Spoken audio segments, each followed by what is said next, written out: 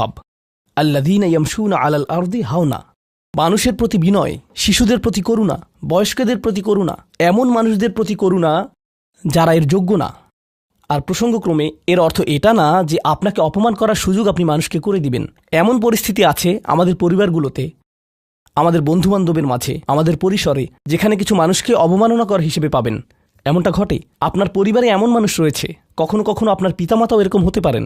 এটা খুবই কষ্টদায়ক বিষয়, এটা খুবই অন্যায্য বিষয়। আর আপনাকে এগুলো সবসময় শুনতে হয়, বারবার শুনতে হয়। শ্রোতাদের ভিতরে এমন নারী রয়েছেন যাদেরকে আমি দেখতে পাচ্ছি না, তারা পর্দার আড়ালে রয়েছেন, কিন্তু তারা যে অবস্থাতেই থাকেন, হয়তো শ্বশুরবাড়ির আত্মীয় অথবা ভাই বোন বা অন্য কারো কাছ থেকে তাদের কথা শুনতে হয়, আর তাদের এটা সব সময় শুনতে হয়, আর এগুলো শুনে তাদের রক্ত গরম হয়ে যায়।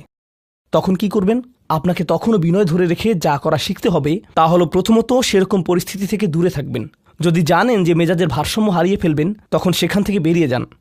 এই মুহূর্তে আমি এই আলোচনা